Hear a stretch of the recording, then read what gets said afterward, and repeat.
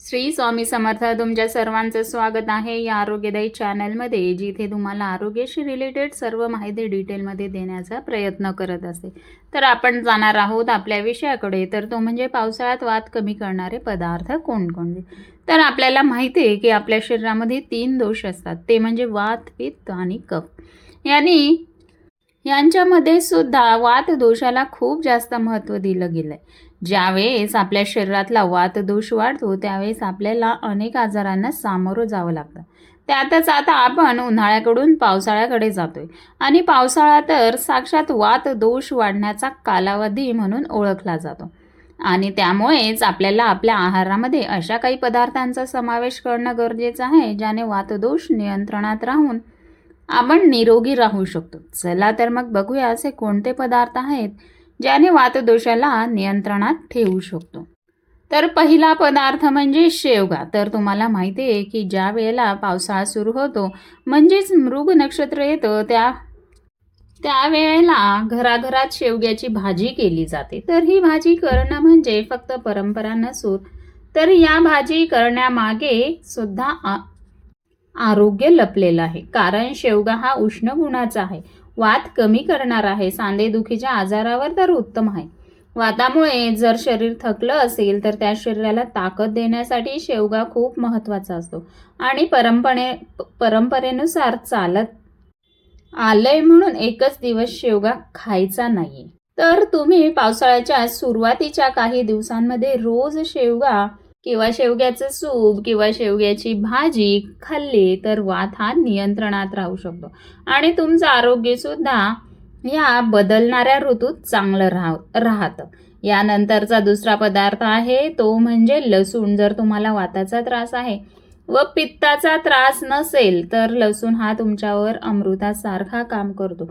लसूण हा श्रेष्ठ वातनाशक म्हणून ओळखला जातो. जर हाड झिजली असतील, हाड दुखत असतील, सांध्याची सूज असेल, सांधे कमकुवत झाले असतील तर लसूण हा खूप चांगलं काम करतो.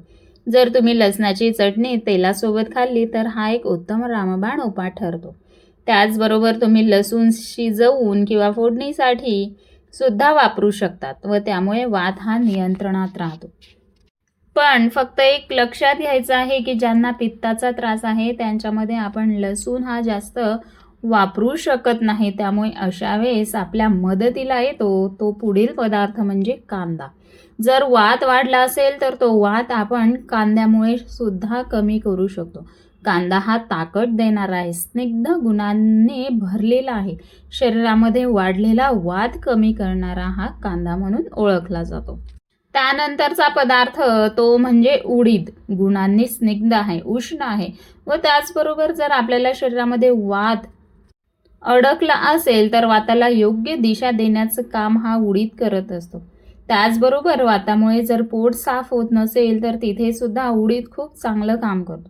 जर तुम्ही उडदाचं सूप केलं, आमटी केली, उडदाचा पापड किंवा बाहेरून सुद्धा अंगाला उडदाचं तेल लावायला सुरुवात केली तरी सुद्धा वात हा नियंत्रणात राहतो.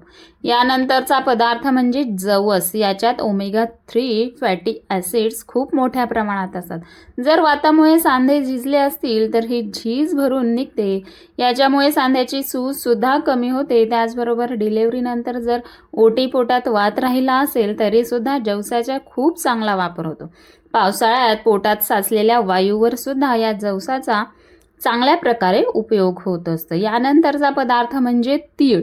तीळ ही नेहमी थंडीच्या दिवसात खाल्ली जाते हे प्रत्येकाला माहीत असतं, कारण शरीरातील वाढलेला वात या तीळीमुळे नियंत्रणात राहतो. तसाच वात दोष पावसाळ्यात वाढतो तेव्हा सुद्धा तीळ हे चांगलं उपयोगी ठरतं. तिळाची चटणी करून त्याचबरोबर तिळाचं तेल अंगाला लावण्यासाठी वापरून आपण वाताला नियंत्रणात आणू शकतो.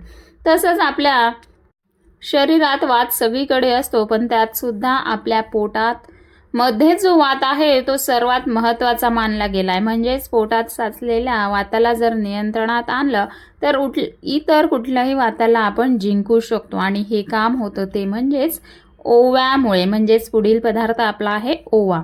ओवा हा पोटात साचलेला वात काढतो, मुरडा कमी करायला मदत करतो. जर जेवायच्या अगोदर आपण ओवा कोमट पाण्याबरोबर घेतला तर वात कमी करायला खूप महत्त्वाची भूमिका बजावतं. तसंच अजून एक पदार्थ म्हणजे हिंग. तो सुद्धा पोटातला जो वात आहे तो कमी करण्यास मदत करतो. आपल्याला पण माहिती आहे की जर पोटात दुखत असेल किंवा लहान मुलांच्या पोटात गॅस साचला असेल तर हिंगाचा वापर पूर्वापार होत आलेला आहे. जर पोटातला वात कमी करायचा असेल तर जेवणाच्या पहिल्या घासाला 1 चमचाभर तूप व त्याच्यात पाव चमचा हिंग पावडर एकत्र करून जर खाल्लं व जेवायला सुरुवात केली तर पोटातला गॅस खूप चांगल्या पद्धतीने कमी होतो. तर हा हिंग पोटातलाच नव्हे तर जर तुमचे सांधे आखडले असतील तरी सुद्धा खूप चांगला उपयोगाला आणला जातो. आणि पावसाळ्यात सांधे दुखण्याची व सांधे आखडण्याची तक्रार बऱ्याच जणांना असते. तर ही तक्रार कमी करायची असेल तर कोमट पाण्याबरोबर सुंठ घेणं सुद्धा खूप फायदेशीर असतं. तर हे सुंठ वात कमी करतं आणि सांध्याची सूज सुद्धा कमी करतं. त्याचबरोबर वातामुळे खोकला असेल म्हणजे फक्त कोरडा धास लागत असेल किंवा कोरडा खोकला असेल त्यावेळेला सुद्धा सुंठाचा वापर खोकला कमी करायला मदत करतो. वात कमी करणारे पदार्थ हे गुणांनी स्निग्ध असतात, पण एक असा पदार्थ आहे जो की गुणांनी रुक्ष आहे, कोरडा आहे, तरी सुद्धा त्याने वात कमी होतो. म्हणजेच आपला पुढील पदार्थ आहे तो म्हणजे कुळीथ. आपण अनेक कुळीथाचे पारंपरिक पदार्थ खात आलोय, पण त्यामुळे अनेकांच्यात उष्णता वाढण्याची तक्रार आलेली दिसते. कारण कुळीथ हे गुणांनी उष्ण आहे आणि ह्या उष्ण गुणांमुळेच हा वात कमी होतो आणि म्हणून पावसाळ्यात आपण जर कुळीथाचा आहारात समावेश केला तर हा वात कमी होण्यास मदत होते. यानंतरचा पदार्थ आहे तो म्हणजे डिंक, जो की वातावर डायरेक्ट काम करून वंगण देण्याचं काम करतो. डिंक हा पचायला जरी थोडा जड असला तरी सुद्धा त्याचं काम खूप चांगलं असतं. कारण डिंक हा हाडांची झीज, सांध्यांची झीज भरून काढण्यात खूप उपयोगी ठरतो.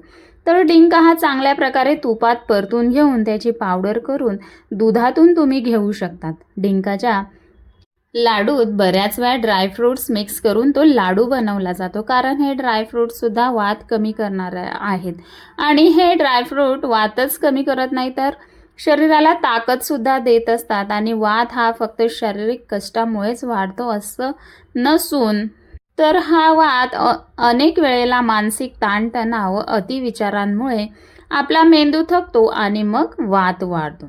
यापुढील पदार्थ म्हणजे लोणी आहे. लोणी सुद्धा वात कमी करण्यामध्ये खूप उपयोगाची भूमिका बजावत असतो. जर तुम्ही मांसाहारी असाल तर अंडी, मटण, मासे हे पदार्थ सुद्धा वाताला कमी करतातच. पण त्याचबरोबर जर तुमच्या शरीराची झीज झाली असेल आणि शरीराची ताकद कमी पडत असेल तर ती ताकद पूर्ववत आणण्यासाठी सुद्धा हे पदार्थ म्हणजेच मांसाहारी पदार्थ मदत करत असतात. तर असं म्हटलं जातं की तुम्हाला कुठलाही आजार बरा करायचा असेल तर सर्वात आधी वात दोषाला जिंकणं महत्त्वाचं असतं. आणि जर तुम्हाला वात दोषाचाच त्रास असेल तर हे सर्व पदार्थ आहारात समाविष्ट करणं खूप गरजेचं आहे. तर हे होते पदार्थ. आता मी थोड्या टिप्स देणार आहे. तर त्या म्हणजे वात असलेल्या व्यक्तींनी उबदार शिजवलेले अन्न जसं गरम सूप, खिचडी, वरण भात, ताजे शिजवलेले अन्न हेच खायचे आहे. थंड जुने अन्न खाणं टाळायचं आहे. व डाळी खाताना म्हणजे जसं की मूग डाळ, उडीद डाळ ह्या खाताना शिजवूनच खायचं आहे. गाईचं तूप हे कमी प्रमाणात खायचं आहे. हळद ही वातनाशक आहे व रोग प्रतिकार शक्ती वाढवते, त्यामुळे हळदीचाही समावेश करायचा आहे. सैंधव मीठ पचनाला मदत करते, त्यामुळे वात कमी होतो. त्यामुळे सैंधव मिठाचाच आहारात समावेश करायचा आहे. त्यानंतर मसाल्यांमध्ये आलं, हिंग, जिरे, धने, मिरी, लवंग हे वातशामक आहे. आल्याचा काढा किंवा हिंग सप्तरस सारखे घरगुती उपाय हे उपयोगी ठरू शकतात. फळ जर म्हटले तर पिकलेली केळी, पेरू, सफरचंद, चिकू हे तुम्ही जी गोडसर फळं आहेत ती खाऊ शकतात. आंबट, कच्ची फळं खाणं टाळायचं आहे. त्यानंतर दूध आणि दुग्धजन्य पदार्थ सुद्धा तुम्ही खायचे आहे. त्यामध्ये गरम दूध हे हळद घालूनच प्यायचं आहे. ताक, आलं, हिंग, जिरे घालून घेतल्यास पचायला हलकं जातं. दही टाळायचं आहे, विशेषतः रात्री.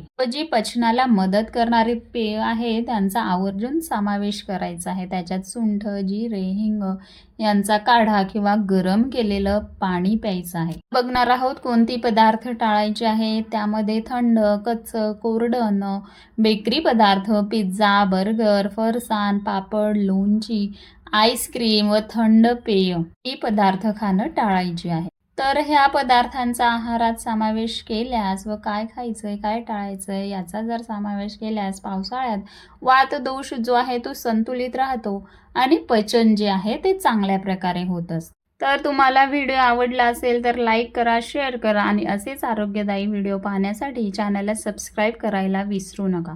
पुन्हा भेटूया आरोग्याच्या पुढील महत्त्वाच्या विषयासह. तोपर्यंत स्वस्थ रहा, सकारात्मक रहा आणि हसत रहा. धन्यवाद.